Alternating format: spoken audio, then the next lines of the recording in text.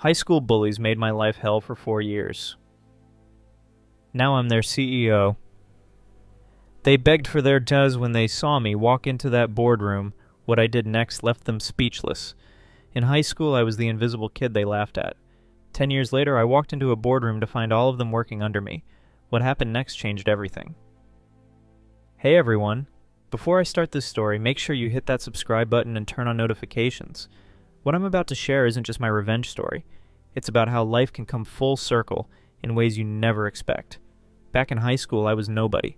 Not just unpopular, I was actively targeted. Every morning I'd feel sick walking through those hallways. My stomach would twist into knots knowing what was waiting for me. There was this group of 5 popular kids who made it their mission to destroy any confidence I had. They called themselves the Elite. How original, right? Their leader was Brad Thompson, captain of the football team, rich parents, perfect smile. Everyone wanted to be him or be with him. Then there was Jessica Miller, the queen bee who could destroy a person's reputation with one Instagram post. Mike Chen was the genius who helped them all cheat their way through classes. Amber Davis, the rich girl whose dad donated so much money to the school they named the gym after him. And finally Tyler Evans, Brad's shadow, who laughed the loudest at every joke made at my expense. What did they do to me? The better question is, what didn't they do? They spread rumors I was sleeping with teachers. They created fake profiles pretending to be me saying horrible things. Once they even put gum all over my seat right before a big presentation. I had to stand in front of everyone with gum stuck to my pants while they silently laughed. But the worst was when they hacked my email, found the short stories I'd been writing, and read them aloud at lunch. Stories that were personal. Stories about feeling alone. They made copies and threw them all over school. My parents told me to ignore them. Teachers said it would pass. The principal just reminded everyone about the school's anti-bullying policy that was worth less than the paper it was printed on. No one helped me. So I helped myself. I focused on my grades. Every time they pushed me down, I studied harder. Every lunch spent alone was a time to read. Every weekend they partied, I worked on coding projects or took online business classes. I wasn't trying to become successful to get back at them. I was just trying to survive, to have something that was mine that they couldn't take away. Senior year, they barely noticed when I stopped coming to school. I had enough credits to graduate early, so I left mid-year without a goodbye. Not one person asked where I went. Not one person missed me. College was different. People actually listened when I spoke. My ideas mattered. I double majored in computer science and business. I started a small app during my sophomore year that helped students organize group projects. Nothing revolutionary, but it worked well. By senior year, that app had evolved into a full project management platform that small businesses started using. After graduation, I got funding from an investor who believed in what I was building. 3 years of 16-hour days followed. Ramen noodles, sleeping on a futon in our tiny office, coding until my eyes burned. My first 10 employees were like family. We called our company Horizon Tech. Our slogan was simple: Beyond Limits.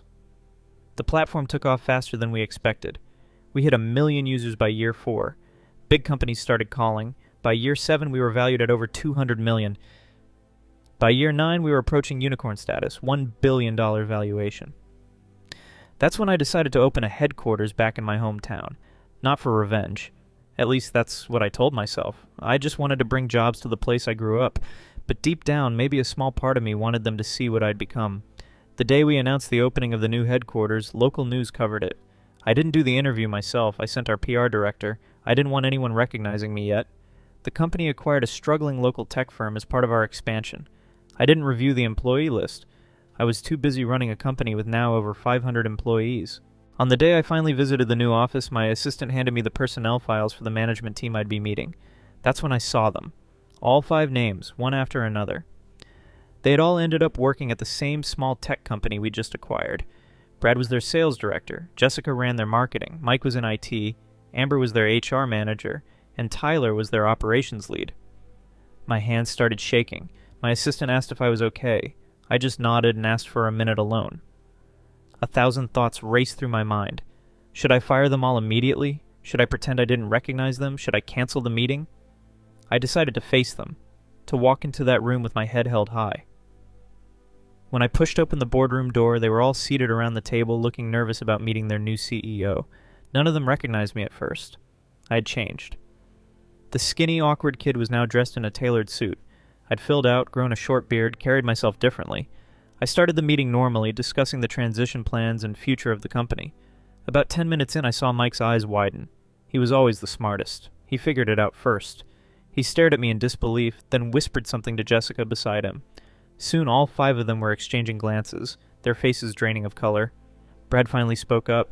His voice trembled slightly. "Excuse me, sir, but did you go to Westlake High?" I smiled and set down my tablet. The room went completely silent. "Yes, Brad, I did." I looked each of them in the eye. "I believe we all did." Jessica covered her mouth. Tyler looked like he might be sick. Amber stared at the table. Mike couldn't stop blinking.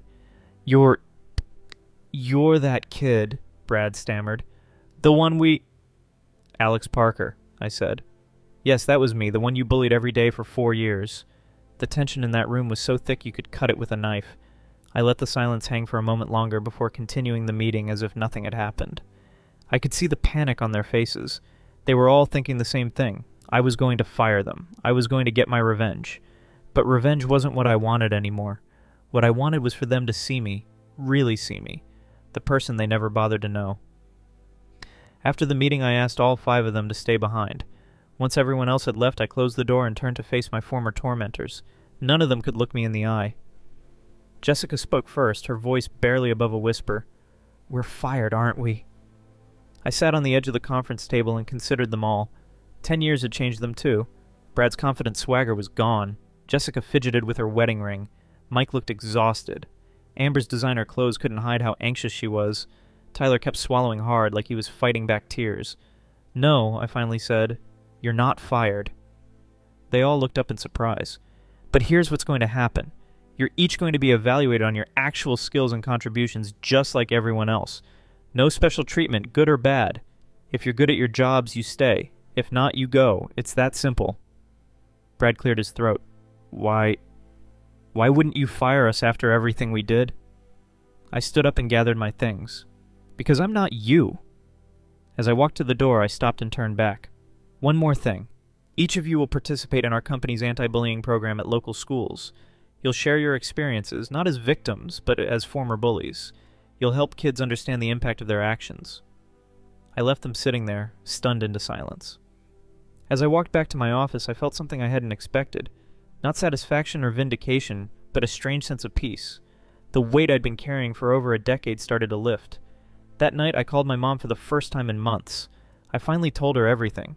Not just about seeing my bullies again, but about how lonely those years had been. How I had never really dealt with that pain. How I had buried myself in work partly to avoid facing those memories. She listened and cried with me. We talked for hours, healing old wounds that had been left to fester for too long. The next few weeks were strange. Word got around the office, of course. People whispered when I walked by.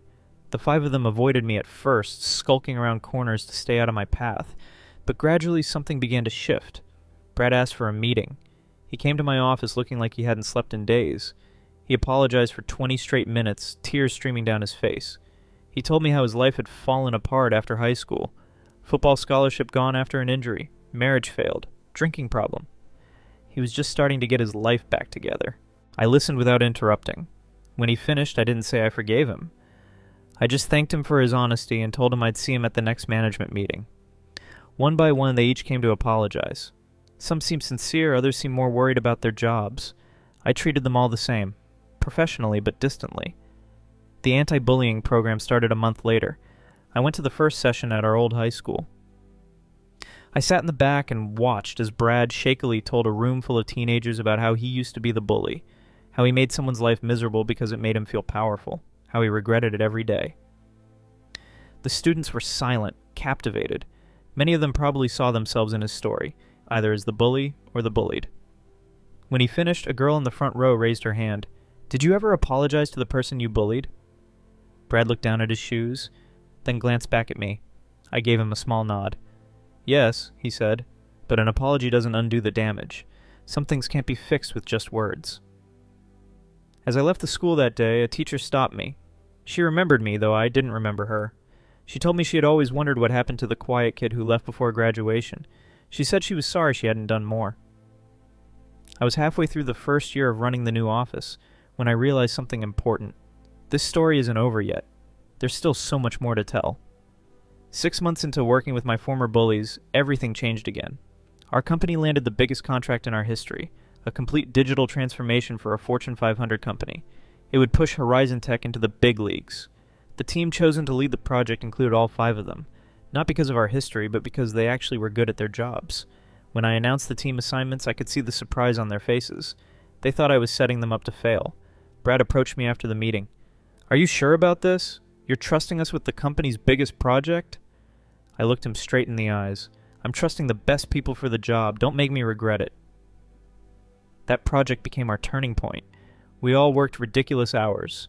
Late nights turned into early mornings. The office kitchen became our dining room. We ordered so much pizza that the delivery guy knew us all by name. During those long nights, barriers slowly started to break down.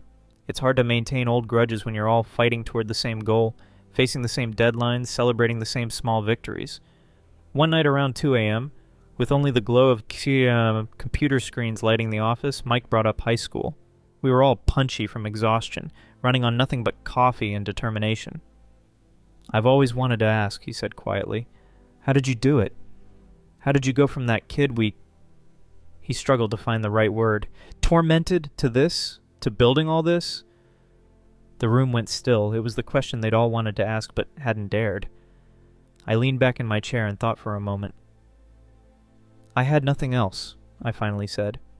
"You all took everything from me. Friends, reputation, any chance at a normal teenage life.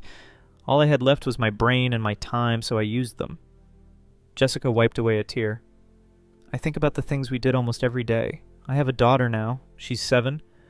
I'm terrified that someone will treat her the way we treated you, or worse, that she'll become like I was." "Kids can be cruel," I said, "but they learn it somewhere." "From their parents," Amber added quietly. "From what they see at home." Tyler, who rarely spoke in meetings, cleared his throat. "My dad, he was hard on me. Always pushing me to be tougher, to never show weakness. Brad was my shield in school. As long as I was with him, no one would come after me." Brad stared down at his hands. "And I was just an insecure kid with a dad who was never home and a mom who cared more about appearances than anything else. Being feared felt better than being ignored." We talked until sunrise, not as CEO and employees, not as victim and bullies, just as people who had survived the same toxic environment in different ways. The project was a massive success. We delivered ahead of schedule and under budget. The client was so impressed they recommended us to 3 other major companies. Horizon Tech's stock price doubled in 3 months. During the celebration party, I found myself standing next to Jessica at the bar. She had had a couple of drinks and seemed more relaxed than usual. "You know what's crazy?" she said. "If you'd asked me back in high school who would be successful, I would have said Brad or Amber. Maybe even me, never you. We never even gave you a chance." "That's how bullying works," I replied. "You don't just hurt someone. You convince yourself they deserve it, that they're less than you." "I think about that email hack all the time," she admitted. "Those stories you wrote, they were really good. Even then I knew it. But I was so jealous that I turned it into something to mock you for." "Jealous? Of what?" "Your talent, your depth. You saw the world differently. I just followed the crowd." Our conversation was interrupted by the announcement that our company had just been valued at $1.5 billion, and champagne flowed. People cheered. I gave a short speech thanking everyone for their hard work. As the party continued, I slipped away to my office. I needed a moment alone to process everything. 10 years of building this company, 6 months of working alongside the people who once made me want to disappear, and now, this incredible success we'd achieved together. A knock on my door broke my thoughts. It was all 5 of them. "We have something for you," Brad said, holding out a small box. Inside was a framed photo of our team celebrating after we closed the big project, arms around each other, genuine smiles on every face. On the frame was engraved, "Beyond limits, beyond the past." I didn't know what to say. My throat tightened. "We can never undo what we did," Amber said softly. "But we want you to know that working with you, seeing who you've become, it's changed us." "All of us," Mike added. I set the frame on my desk and looked at them. "Thank you." That night marked another turning point. Not an erasing of the past, but a new chapter going forward. The school anti-bullying program expanded to 15 schools across the district. All 5 of them participated regularly, sharing their stories with students. I joined occasionally, talking about resilience and forgiveness, Not the easy kind that lets people off the hook, but the difficult kind that allows everyone to grow. A year after that first boardroom meeting, our hometown office had become the most productive branch of Horizon Tech. We had hired 50 new employees from the local community. We had started a scholarship for students interested in technology. Brad became our top sales executive. Jessica revamped our entire marketing strategy. Mike's IT innovations saved us millions. Amber created a company culture that became the envy of Silicon Valley. And Tyler, the quiet follower, emerged as an outstanding team leader. One afternoon, I received an email from a student at my old high school. She had heard me speak at the anti-bullying program and wanted to share her story. She was being cyberbullied, much worse than anything I'd experienced. She was thinking about hurting herself. I immediately called the school counselor, then reached out to the girl's parents. Within hours, Jessica, Amber, and I were sitting with her, listening as she poured out her pain. We got her the help she needed. The bullying situation was addressed by the school with consequences that actually meant something. That girl became our first intern the following summer. She's now studying computer science in college on a Horizon Tech scholarship. As our company continued to grow, we faced a decision about expanding our headquarters. The board wanted to move to a bigger city, more talent pool, better tax incentives, closer to our major clients. I called a meeting with my former bullies, now my leadership team. What do you think? Should we move the headquarters? They looked at each other, then back at me. No, Brad said firmly. This is where we're needed most. This town gave us a second chance. We should give back. We stayed. We bought the abandoned shopping mall on the edge of town and converted it into a state-of-the-art campus. Where the food court once stood, we built a technology training center open to anyone in the community who wanted to learn new skills. 3 years after that first boardroom confrontation, Horizon Tech went public. The IPO made headlines across the financial world. I rang the opening bell with the entire leadership team beside me. That night, we had dinner at a small restaurant in our hometown. Just the 6 of us. No talk of stock prices or business strategies. Just people sharing a meal, talking about life, families, hopes for the future. As we were leaving, Brad stopped me outside. There's something I need to know, he said seriously. That first day in the boardroom, when you recognized us all, why didn't you fire us on the spot? You had every right to. I thought about it for a moment. Because success isn't about pushing others down to lift yourself up. That's what you all taught me in high school. I needed to learn a different lesson. He nodded slowly. I wish I'd known you back then. The real you. You didn't want to, I said simply. But we can't change that now. No, he agreed. But we can change what happens next.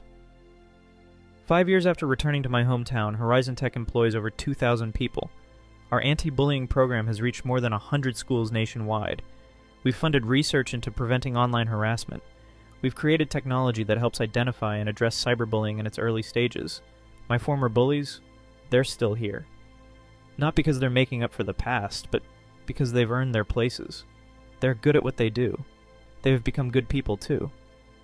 Last month, I finally cleaned out my childhood bedroom at my parents' house. In the back of my closet, I found a box of those stories Jessica and the others had once mocked. I read them for the first time in 15 years. They were raw and full of pain, but also hope. The hope that someday things would be different, and they are different. Not because I became successful, not because I became their boss, but because we all became better than what that high school tried to make us. Yesterday I ran into my old principal at the grocery store. He recognized me immediately and proudly told me how he follows our company's success. He mentioned how he always knew I would do well in life. No, I said. You didn't. No one did, and that's okay. Sometimes the people who get overlooked are the ones watching most carefully, learning the most important lessons. He looked embarrassed but nodded. As I walked away, I realized something important. My success isn't my revenge. My happiness is. The fact that I survived what they did to me, that I built something meaningful, that I found a way to turn that pain into purpose. That's the victory. So what about you? Have you ever had someone from your past underestimate you? Have you ever wanted revenge only to find that success feels better? Or maybe you're on the other side. Maybe you were once the person who made someone else feel small. It's never too late to make it right. Not with empty apologies, but with how you live your life going forward. Remember, the people who hurt you don't define you. What defines you is how you respond, how you rebuild, how you rise. If this story connected with you, hit that like button and subscribe. And in the comments, tell me about a time when someone underestimated you and how you proved them wrong. Until next time, this is Alex Parker, CEO of Horizon Tech, former bullied kid and living proof that your worst chapters can lead to your best ones.